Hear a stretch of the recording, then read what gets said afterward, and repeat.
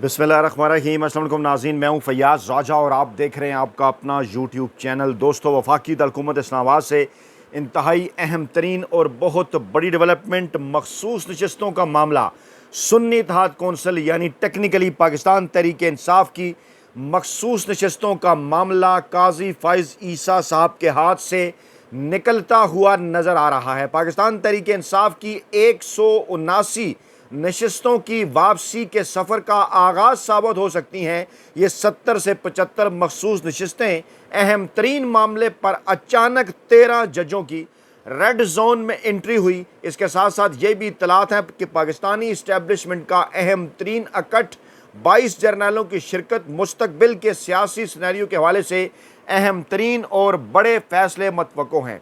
इसी मौका पर कप्तान का कौम के नाम हंगामी पैगाम अडयाला जेल से यानी आपके नाम सामने आया है। पहले यहीं से मामले का आगाज़ कर लेते हैं। इमरान खान ने कहा कि अगर इस्टेब्लिशमेंट को पाकिस्तान बचाना है तो शफाफ इलेक्शन की तरफ जाना होगा। अहम तरीन बात यह है कि मुसलसल दूसरी मरतबा यानी इमरान खान के आखिरी 2 बयानात में पहली मरतबा अब इमरान खान की जानिब से नए आम इंतखाबात का मुतालबा किया जा रहा है। इससे पहले मैंडेट की वापसी की बात की गई। इससे पहले यह कहा गया था कि पाकिस्तान तहरीक इंसाफ का मैंडेट, जो कि अब पाकिस्तानी अवाम का, पाकिस्तानी कौम का नेशनल मैंडेट है, उसे वापस किया जाए। लेकिन अब ये मुसलसल दूसरी बार है कि इमरान खान जब आपके नाम पैगाम भिजवाते हैं अडयाला जेल से तो वो बात कर रहे हैं मुल्क में साफ और शफाफ इलेक्शन की। इमरान खान ने कहा कि मुल्क में इस वक्त इस्टेब्लिशमेंट की हुकूमत है, शहबाज शरीफ को सिर्फ फीते काटने के लिए रखा गया है। अडयाला जेल में सहाफ़ियों से गैर रस्मी गुफ्तगू कर रहे थे वो। पाकिस्तानी मीडिया, टीवी चैनल्स, अखबारात इसको उस तरह से रिपोर्ट नहीं कर रहे। ये मजदूर साफ़ी अपने इस डिजिटल प्लेटफार्म पर ये तफसीलात आपके सामने रखते हैं। इमरान खान ने कहा कि पाकिस्तान को बचाना है तो शफाफ इलेक्शन के अलावा किसी किस्म का कोई रास्ता नहीं है। मौजूदा हुकूमत ने पाकिस्तानियों की उम्मीद ख़त्म कर दी है। किसी को इस हुकूमत पर भरोसा नहीं रहा। मुल्क में जमहूरियत की कब्र खोदी जा रही है। अगर इस्टेब्लिशमेंट को पाकिस्तान को बचाना है तो शफाफ इलेक्शन की तरफ जाना होगा।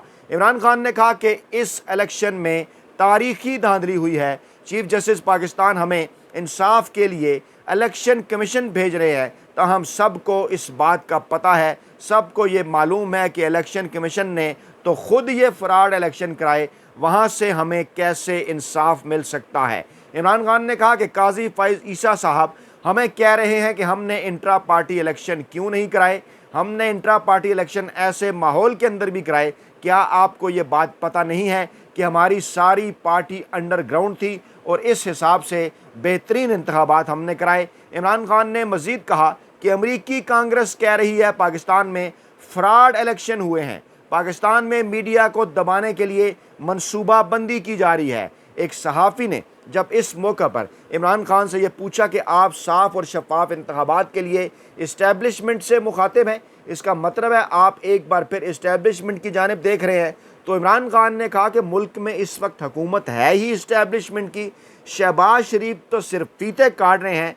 लेकिन इमरान खान ने एक बात वाज़े कर दी कि इस्टेब्लिशमेंट की तरफ देखने या इस्टेब्लिशमेंट से बात करने का मकसद या मतलब क्या है। इमरान खान ने कहा कि शफाफ इलेक्शन के लिए इस्टेब्लिशमेंट को पीछे हटना पड़ेगा। जी हाँ, यही है वो नुक्ता जो इमरान खान के ख़िलाफ़ गलत तरीके से इंटरप्रेट करके पाकिस्तान के बड़े एंकर, वेले कलम निगार और मुलाजम साफ़ी पाकिस्तानी अवाम के अंदर कन्फ्यूजन पैदा करने की कोशिश करते हैं कि इमरान खान सिर्फ इस्टेब्लिशमेंट से बात करने का कह रहे हैं। इमरान खान ने आज एक बार फिर ये बात वाज़े कर दी कि पाकिस्तान में इख्तियारात तो इस वक्त है इस्टेब्लिशमेंट के पास, इस्टेब्लिशमेंट ही पाकिस्तानी हुकूमत चला रही है। शहबाज शरीफ तो बज़ाहिर एक पपेट के तौर पर फीते काट रहे हैं और इस्टेब्लिशमेंट से बात करने का मकसद क्या है, इमरान खान ने यह भी वाज़े कर दिया। इमरान खान ने कहा कि इस्टेब्लिशमेंट से बात करने का मकसद ये है कि इस्टेब्लिशमेंट को साफ और शफाफ इलेक्शन के लिए पीछे हटना होगा। जी हाँ, यानी सिविल सुप्रीमेसी की जानिब पाकिस्तान को बढ़ना होगा। इमरान खान ने कहा कि मुश्किल फ़ैसले वो करता है जिसके पीछे अवाम खड़ी हो। 2021 में पाकिस्तान का कर्जा 28 खरब था, 4 सालों में मुल्क का कर्जा 90 खरब तक पहुंचा दिया गया है। जिस गरीब का बिल 2000 रुपये आता था अब उसका 10,000 आता है। सारी अशराफिया के पैसे बाहर पड़े हुए हैं। सिविलियन ट्रायल्स के हवाले से भी इमरान खान ने दबंग अंदाज में सवाल उठाया। इमरान खान ने दरियाफ्त किया कि ये कौन सी जमहूरियत है, कहाँ पर यह होता है, किस जमहूरियत में मिलिट्री कोर्ट्स में सिविलियन के ट्रायल होते हैं। ये बात इमरान खान ने इसलिए भी की, आज एक important press conference Rauf Hasan साहब की जानिब से भी की गई और लोग ये सवाल भी उठा रहे हैं कि रऊफ़ हसन साहब ने जो बातें की हैं, बाज़ औक़ात लोग ये बात करते हैं कि इस किस्म के मशवरे क्या रऊफ़ हसन साहब की जानिब से दिए जा रहे हैं मिलिट्री इस्टेब्लिशमेंट को, जबकि पाकिस्तान तहरीक इंसाफ की क़यादत का कहना है कि ये तमाम तर चीज़ें उन्हें दीवार के ऊपर लिखी नज़र आ रही हैं। 2 दिन इंतहाई इम्पॉर्टेंट हैं। इद्दत केस के हवाले से 12 जुलाई को फ़ैसला आना है। मज़ीद गैर कानूनी केसेस में इमरान खान की गिरफ्तारियाँ करने की इत्तलात हैं, पूरी कोशिशें जारी हैं। रऊफ़ हसन ने इस हवाले से वाज़ेह किया कि ये इमरान खान को बाहर नहीं आने देंगे, बल्कि इनकी ये कोशिश है कि इमरान खान का मामला जो है वो मिलिट्री कोर्ट्स के अंदर ले जाया जाए। इमरान खान ने कहा, कौन सी ये जमहूरियत है जहां मिलिट्री कोर्ट्स में सिविलियन के ट्रायल होते हैं। मुझे इस तरह ट्रीट किया जा रहा है जैसे मैंने पाकिस्तान में कुछ सबसे बड़ी गद्दारी कर दी हो। सुप्रीम कोर्ट ऑफ पाकिस्तान में हमारी इंसानी हकूक़ की और 8 फरवरी की कमीशन की जो 8 फरवरी के हवाले से जो पटिशन्स हैं उनको क्यों नहीं सुना जा रहा। इमरान खान ने कहा कि जमहूरियत हमेशा इखलाकी रवैयों के ऊपर चलती है। जमहूरियत आज़ादी का नाम है, जमहूरियत आज़ादी इज़हार राय का नाम है। जहाँ जमहूरियत आज़ाद होती है वही मुल्क परवाज़ करता है, मगर हमारे मुल्क में जमहूरियत की कब्र खोदी जा रही है। भूख हड़ताल से मुतल्लिक भी इमरान खान से सवाल किया गया। इमरान खान ने जवाब दिया कि मैं ज़रूर भूख हड़ताल करूँगा, लेकिन अभी इस हवाले से मुझे कुछ मज़ीद फ़ैसलों का इंतज़ार है। इसी तरह परवेज़ खटक के 190 मिलियन पाउंड रेफरेंस में बयान कलम बंद करवाते हुए इमरान खान ने कहा कि वो कुछ ख़ास नहीं बोला, बाद में जिरा के वक्त इस पर बात करेंगे, क्योंकि इत्तलात ये भी हैं कि जनाब परवेज़ खटक साहब ने इस हवाले से जनाब अपना जो बयान है वो उन्होंने जमा करवा दिया है और 190 मिलियन पाउंड इसे कहा जाता है मीडिया को, क्योंकि कहा गया है इसे कहा जाए। इमरान खान बुशरा बीबी के ख़िलाफ़ उन्होंने अपना बयान कलम बंद करवाया। समात एहतसाब अदालत के जज मोहम्मद अली वड़ाइच ने की। प्रिंसिपल सेक्रेटरी आज़म खान और ज़ुबैदा जलाल पेश नहीं हुए, जबकि परवेज़ खटक ने कहा कि काबीना में रकम के हवाले से कागजात बंद लिफाफे के अंदर जो वो पेश किए गए, खैर उन्हें बड़ा पढ़ा लिखा कर भिजवाया गया था। कह दिया गया है KPK के अंदर KP की क़यादत और KP अवाम की तरफ से कि जिस किस्म से जिस तरह से इमरान खान के ख़िलाफ़ परवेज़ खटक झूठी गवाही दे रहे हैं, इसका अंजाम उन्हें भुगतना होगा। अहम तरीन डेवलपमेंट के नतीजे में हसास इदारे को फ़ोन टेप करने की इजाज़त देने का इख्तियार जो है वो लाहौर हाई कोर्ट के अंदर चैलेंज कर दिया गया है। दरख्वास्त में वज़ीर-ए-आज़म, वफाकी हुकूमत और पाकिस्तान टेली कम्युनिकेशन समेत दीगर को फ़रीक बनाया गया है। कहा गया है कि PTA एक्ट जिसके तहत ये नोटिफिकेशन जारी किया गया है उसके अभी तक रूल्स ही नहीं बने और आईन पाकिस्तान शहरियों को प्राइवेसी आज़ादी इज़हार राय की इजाज़त देता है। दूसरी जानब प्योर जर्नैली लोंडे, जी हाँ प्योर जर्नैली लोंडे ख्वाजा आसिफ साहब जो कि आमिर फ़ौजी जर्नैलों के प्योर लोंडे ख्वाजा सफदर साहब के साहबजादे हैं, उन्होंने फ़ोन टेपिंग की हिमायत कर दी है और इनकी मुनाफ़कत आप देखिए 80 की दहाई से लेकर आज तक ये फ़ौजी आमिर जर्नैलों की गोद में बैठे हुए हैं और एक बार फिर वो इस्टेब्लिशमेंट के साथ जप्फी डालकर सिर्फ़ और सिर्फ इमरान खान के बुक्स में पाकिस्तान के अंदर तमाम तर इंसानी हकूक़ की खिलाफ वर्जियाँ कर रहे हैं। नैब तरामीम कलदम करार देने के ख़िलाफ़ अपील में इमरान खान का तहरीरी जवाब सामने आया है। इमरान खान ने कहा है कि मामला उनकी ज़ात का नहीं है, मामला मुल्क का है और इमरान खान ने हुकूमत की अपीलें खारिज करने की इस्तदा की है। इमरान खान ने कहा कि किसी शख्स की करप्शन बचाने के लिए कवानीन में तरामीम करना अवामी मुफाद में नहीं, करप्शन मईशत के लिए तबाहकुन है, इसके मनफी असरात मुरतब होते हैं। और मुझसे दौरान समात जस्टिस अतर मिनुल्लाह ने कहा कि तरामीम का फ़ायदा खान साहब आपको भी होगा, मगर मेरा मौक़िफ़ वाज़ेह है, ये मेरी ज़ात का नहीं, ये मेरे मुल्क का मामला है। उन्होंने कहा कि जिस तरह दुबई लीक्स पर कोई तहकीकात नहीं की गई, उसमें मुख्तलिफ पब्लिक ऑफिस होल्डर्स और उन लोगों की ऑफशोर जायदादों का इंकशाफ हुआ जिन्हें सरकारी ख़जाने से अदायगी की जाती है। वज़ीर दाखिला मोहसिन नकवी को भी ये बताना चाहिए कि दुबई में जायदाद ख़रीदने के लिए पैसे कहाँ से आए, मनी लॉन्ड्रिंग की गई या कोई और तरीका है। इमरान खान ने कहा नवाज शरीफ, जरदारी ख़ानदान और कई साबिक जर्नैलों की जायदादें बेनकाब हो चुकी हैं। नैब या FIA को इनके केसेस की फौरी इंक्वायरी करनी चाहिए, लेकिन नैब ऐसा नहीं कर रहा क्योंकि उन्हें मेरे ख़िलाफ़ काम करने की हदायत की गई है। इंसाफ का ये मुंतखब नफाज उस बदमानी की तरफ वाज़ेह इशारा है जो हमारे निज़ाम को खोखला कर रहा है।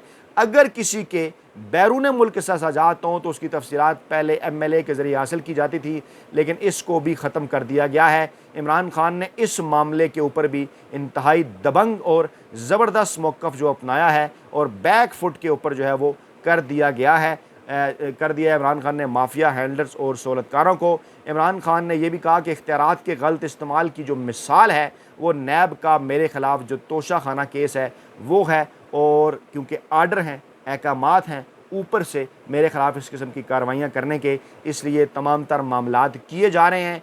9 मई लाहौर हाई कोर्ट ने सनम जावेद को गुजरांवाला के एक मुकदमे से डिस्चार्ज कर दिया है। जब भी मामलात आगे बढ़ेंगे, हक और सच के साथ बढ़ेंगे, आइन और कानून के साथ फैसले होंगे, तो फिर ऐसा ही होगा जैसा कि सनम जावेद साहब के मामले के अंदर हुआ। इसी तरह ये इत्तलात हैं जस्टिस तारिक महमूद जहांगीरी साहब की तैनाती जो है वो चैलेंज कर दी गई है और इस्लामाबाद हाई कोर्ट के अंदर जनाब इसको जो है वो दरख्वास्त दायर की गई है। और मामला क्या है? मामला वही है, इनके ख़िलाफ़ प्रोपेगेंडा है कि डिग्री इनकी सही नहीं है, लेकिन मकसद मामला क्या, क्योंकि इमरान खान को आइनी कानूनी रिलीफ दिया था, इस्लामाबाद के हलकों के हवाले से इन्होंने फ़ैसला करना है, क्योंकि धंधा है पर गंदा है जो कुछ हो रहा है। मसला ये है कि अब इस्लामाबाद के NA 47 की धांधली के केस के अंदर इलेक्शन कमीशन ने फार्म 45 अपलोड इलेक्शन कमीशन से फार्म 45 अपलोड होने की टाइमिंग का रिकॉर्ड तलब कर लिया गया है। पता ये चला है कि जो इलेक्शन मैनेजमेंट सिस्टम बनाया गया था, इलेक्शन कमीशन ये मौक़िफ़ इख्तियार कर रहा है कि उसके ज़रिए तो नताइज आए नहीं, बल्कि रिटर्निंग अफसरान ने ज़ाती हैसियत के अंदर जो है पेश होकर जो है वो जो प्रेजाइडिंग अफसरान है उन्होंने ज़ाती हैसियत के अंदर जो है वो पेश होकर जो रिटर्निंग अफसर है उसको ये नताइज वहाँ पर दिए। लेकिन हमारे ज़राए का ये दावा है ऐसा हरगिज़ नहीं है। इलेक्शन कमीशन ये झूठ इसलिए बोल रहा है कि जब नताइज सामने आएंगे, EMS वाले जिनकी बाकायदा तौर पर तस्वीर बनी थी, जिनको पोलिंग एजेंट्स के हवाले किया गया था, तो ये तमाम की तमाम नशिस्तें फ़ारिग हो जाएंगी। सिर्फ इस्लामाबाद का मामला नहीं है, बल्कि वफाक के अंदर सिंध, बलूचिस्तान, KP और ख़ास तौर पर पंजाब के अंदर पाकिस्तान तहरीक इंसाफ और इमरान खान के नशिस्तों की तादाद 179 तक जा पहुँचेगी। और काजी फ़ाइज़ ईसा साहब से इंतहाई करीबी ताल्लुक़ रखने वाले यूट्यूबर्स का ये भी दावा है कि कहा यह जा रहा है कि इस्लामाबाद के जो तीनों हलके हैं NA 47, 48, 49, यहाँ के हलकों के फार्म 45 बाद में, जी हाँ, पोलिंग के भी बाद, नताइज तैयार किए जाने के बाद, नताइज जारी कर दिए जाने, जाली नताइज जारी किए जाने के बाद, जो रिटर्निंग अफसरान थे उनके साथ मिलकर जो उम्मीदवार जितवाए गए हैं मुस्लिम लीग नवाज़ के, उनके साथ मिलकर ये नताइज जो है वो तब्दील किए गए। अपनी मर्ज़ी के जो नताइज हैं वो जनाब यहाँ पर बनवाए गए हैं। और इलेक्शन कमीशन के एडिशनल डायरेक्टर ला साहब का कहना था कि प्रेजाइडिंग अफसर ने रिटर्निंग अफसरान को ख़ुद जाकर फार्म 45 पहुँचाए। ऐसा नहीं है, ये फार्म बाद में बनाए गए। उस वक्त जो बनाए गए वो EMS के ज़रिए अपलोड हुए। उनका रिकॉर्ड जब सामने आता है तो तमाम तर चीज़ें दूध का दूध और पानी का पानी हो जाता है, और इनको किसी सूरत भी जो भागने की जगह है वो नहीं मिलने जा रही है। और ऐसी सूरत हाल के अंदर वाज़ह हो गया है कि पाकिस्तान तहरीक इंसाफ और इमरान खान की 179 नशिस्तें जो कि नताइज के मुताबिक हैं वो दीवार पर लिखी नज़र आ रही हैं। इसी दौरान इत्तलात ये हैं कि आज रेड जोन के अंदर एक गैर मामूली हंगामी इजलास हुआ, खुफिया रखा गया उसे, ज़राए से खबर आई, बाकायदा तौर पर इसको नोटिफाई इजलास को नहीं किया गया, इसकी प्रेस रिलीज़ उस तरह से जारी नहीं हुई। रेड जोन के अंदर, जी हाँ, सुप्रीम कोर्ट ऑफ पाकिस्तान के 13 रुकनी bench supreme court of Pakistan का, वो तमाम 13 जजेस जो मखसूस नशिस्तों के हवाले से मामले की समाअत कर रहे थे, जिस फैसले को कल महफूज किया था, फुल कोर्ट का मुशावरती इजलास हुआ है। ज़राए का ये दावा है कि ये इजलास तकरीबन 91 मिनट जो है वो जारी रहा है।